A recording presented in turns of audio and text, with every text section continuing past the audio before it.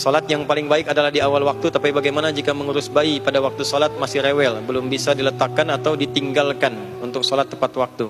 Jika dipaksa buat salat tidak bisa khusyuk, bagaimana solusinya? Apakah tidak masalah jika salatnya telah selesai dengan bayi walaupun sampai 1 jam atau lebih? Begini, kalau kita melihat hadis itu ada sebabnya. Sebab yang melahirkan hadis itu disampaikan namanya asbabul wurud. Ya. Sebab yang menjadikan Quran diturunkan namanya asbabun nuzul. Nuzul untuk Quran karena turun, ya. Kemudian wurud dari Nabi karena diriwayatkan. Ya, ma warada 'anin Nabi sallallahu alaihi wasallam. Nah, hadis tentang salat pada waktunya itu ada seorang sahabat datang kepada Nabi sallallahu alaihi wasallam. Sebetulnya kisahnya ada 2. Ini menarik nih, yang satu pergi, dia datang yang satu lagi. Yang satu itu sholatnya rajin, cuman pada orang tuanya belum maksimal. Bukan gak baik, belum maksimal kebaikannya. Maka ketika dia bertanya, ya, apa amalan yang paling disenangi oleh Allah dan Rasulnya? Ya, maka Nabi katakan, birrul walidain, berbakti kepada kedua orang tuamu. Ya, ya Rasulullah, ya ayu amali afdal. Ya Rasulullah, apa amalan yang paling utama? Kata Nabi, birrul walidain. Lalu datang yang kedua, ke orang tuanya baik, cuman sholatnya belum konsisten tepat waktu. Maka ketika bertanya, ya Rasulullah, ayu amalin afdalu indallahi wa rasuli, ya Rasulullah, amalan apa yang paling utama di sisi Allah dan Rasulnya? Atau kama qala Rasulullah sallallahu alaihi wasallam, atau kama qala as-sa'il. Maka Nabi mengatakan as-salatu ala waqtiha, salat tepat waktu. Salat tepat waktu. Maksudnya kamu ke orang tua udah bagus, ke ibu kamu memuliakan, ke ayah kamu luar biasa. Cuma kemuliaan itu juga harus kamu lakukan takrimnya kepada Allah. Salat tepat waktu. Ya, jadi dasarnya seperti itu. Di salat tepat waktu itu diantara amalan yang sangat dicintai oleh Allah dan Rasulnya, dalam kondisi yang normal dan standar. Dalam kondisi yang, ya, kita dilibatkan pada kondisi tertentu yang tidak ideal, tidak standar, maka adalah bab fikih namanya mustasnayat, pengecualian, disebut dengan darurat. Maka kaidahnya berbunyi ad-daruratu tubihul mahdzurat. Darurat itu menjadikan yang tadinya tidak ideal menjadi boleh, bahkan terkadang wajib dilakukan. Yang kalau dipaksakan ikut ke konsep awal jadi dosa. Contoh, sebelum ke ibu tadi, ada yang dokter di sini. Misal, dokternya akan melakukan tindakan. Tindakan itu berlangsung dari mulai jam 1 sampai ke jam 7. 6 jam tuh operasi. Dia ikut tuh dari zuhur, sudah bisa zuhur. Tapi kan akan lewat asar. Maka sekalipun dia bukan di perjalanan, dia jamak zuhur dengan asarnya. Jangan sampai ketika dia sedang membedah, lihat jantungnya, baru mau solusi diberikan tahapan-tahapan pengobatan, asar berkumandang, Allahu Akbar, Allahu Akbar, sholat tepat pada waktunya. Mohon maaf ya, sholat dulu. Itu bisa celaka itu, secelaka. Ya, maka yang dilakukan apa? Dia jamak sebelumnya, dia jamak dengan asar, ya selesai itu dia dapatkan maghrib nanti. Nah itu seperti ibu ini yang ada bayi, perempuan itu disunnahkan sholatnya berjamaah, ditunaikan ke masjid sepanjang ada 3 hal yang telah selesai urusannya. Yang pertama apa? Selesai urusan kewajiban dengan anaknya yang Allah titipkan melalui ibu itu.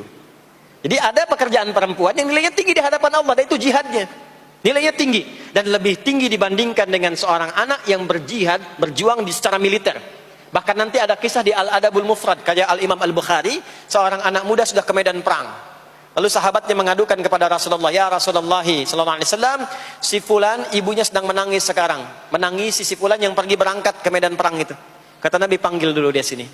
Begitu datang, kata Nabi, irji', pulang ke ibumu, buat ibumu tertawa seperti engkau membuatnya menangis. Jihad dulu dengan berbakti kepada ibumu, baru engkau berangkat. Makanya nanti di hadis lain disebutkan ibu 3 kali. Ummak, ummak, ummak, thumma abah. Ya, man abar ya Rasulullah, kepada siapa aku berbuat baik? Kata Nabi, ibumu. Nabi, ibumu. Siapa lagi? Kata Nabi, ibumu. Sampai 3 kali. Thumma abak, baru bapakmu. Ada anak SD pulang dari madrasah, belajar hadis ini, ditanya oleh bapaknya, nak belajar apa? Hadis Nabi. Apa itu? Kepada siapa berbuat baik? Jawab Nabi apa? Ibumu. Lalu apa? Ibumu. Lalu apa? Ibumu. Lalu apa? Bapakmu. Berapa kali ibu disebutkan? 3 kali. Bapak berapa? Sekali. Coba kasih tahu ibumu yang ada di dapur, ibu disebutkan 3 kali, bapak sekali. Dia berangkat. Jadi 3 kali. Kenapa 3 kali disebutkan? Konfirmasi ditafsir oleh Sayyidina Ali bin Abi Thalib karamahullah wajah. Kata Sayyidina Ali, dan beliau jenius, termasuk jenius matematika, Sayyidina Ali bin Abi Thalib. Buka kitab namanya Al-Jawahir, karya Syekh Tantawi Jauhari. Di kitab jilid yang terakhir, itu ada tentang kejeniusan Sayyidina Ali yang memecahkan masalah matematika dengan pendekatan Al-Quran. Saya balik ke yang tadi. Kata beliau, seorang ibu dimuliakan 3 kali di hadis dibandingkan laki-laki, karena ibu punya 3 keistimewaan yang tidak dimiliki laki-laki. 1, mengandung, laki-laki tidak. 2, melahirkan, laki-laki tidak. 3, menyusui, laki-laki tidak. Maka ketika ada seorang ibu tengah mengandung, melahirkan, dan menyusui, itu dimuliakan oleh Allah, perjuangannya jihad. Dan dalam masa-masa itu, mendidik awal-awal di awal itu ada toleransinya, ada daruratnya. Jadi kalau anak menangis butuh perhatian, dan itu bagian dari kewajiban, jangan dipaksakan kemudian, mohon maaf, tinggal dulu, berangkat dulu ke masjid, pulang lagi, anak dalam keadaan haus, tertinggal, jauh dari kasih sayang, itu nanti bisa berhukum dosa di dalamnya.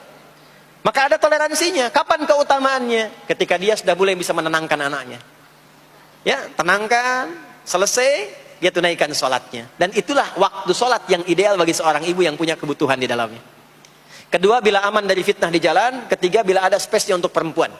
Kalau itu terpenuhi 3-tiganya, maka silahkan berangkat ke masjid. Tapi kalau tidak ada satu di antara 3 itu, jangan paksakan. Maka keutamaannya adalah di rumahnya. Maka sama nilainya dengan yang ke masjid. Hadisnya sahih. Hadisnya sahih. Seorang perempuan Ansar datang kepada Nabi SAW mengadukan tentang keadaan diri dan teman-temannya. Jadi istilahnya dia sudah rapat dengan teman-temannya. Tolong tanyain dong sama Nabi, enak banget jadi laki-laki, ke masjid bebas, jihad bebas, haji bebas tanpa mahram. Tanyain dong. Maka diutuslah seorang perempuan mewakili teman-temannya itu. Maka ketika mengadu kepada Nabi, kata Nabi, sampaikan pada teman-temanmu itu. Bingung perempuan itu, karena nggak pernah cerita kalau dia diutus.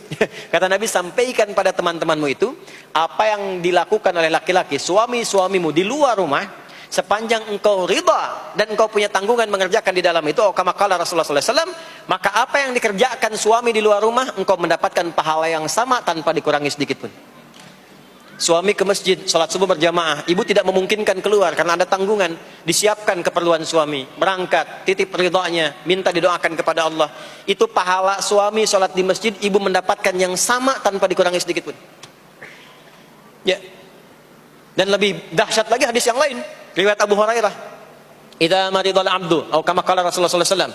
Qala Rasulullah sallallahu alaihi wasallam, kama qala, idza maridal abdu aw safar, kutiba lahu mithla ma kana alaihi muqiman sahiha. Jika seorang hamba sakit atau safar berpergian, ya, atau dalam kondisi yang uzur, tidak bisa menunaikan amalan rutinnya saat dia sehat dan sedang mukim. Saat sedang sehat, sholat sunnah, tahajud, ya, baca Quran. Tiba-tiba apa? Anda safar, nggak bisa sholat sunnah, karena yang fardu pun dikosor. Ya, makanya jangan terlampau soleh ya. Ya, kalau sedang safar kan yang fardu aja dikosor, masa mau ditambah dengan sunnah lagi? Walaupun tidak dilarang, gitu kan? Walaupun tidak dilarang. Anda biasa puasa sunnah Senin, karena safar Anda buka. Itu karena kebiasaan Anda menunaikan puasa. Saat safar tidak puasa, pahala puasa tetap diberikan sempurna walaupun tidak puasa. Hadis sahih. Berbahagialah seorang ibu. Ibu biasa dalam masa sucinya, baca Quran, puasa, sholat sunnah. Tiba-tiba muncul masa haidnya. Begitu masa haid itu tiba, nggak baca Quran, nggak sholat, itu pahala bacaan Quran dan sholat sunnah dan yang lainnya diberikan sempurna tanpa dikurangi sedikit pun. Makanya kalau sedang masa suci, bu, perbanyak amal soleh. Perbanyak, sebab kalau sudah tiba masa menopause, tuh sudah normal lagi, seperti laki-laki. Kenapa nanti ada masa haid? Ada toleransi di situ, ada kemuliaan. Nanti di bab perempuan dibahas secara terpisah.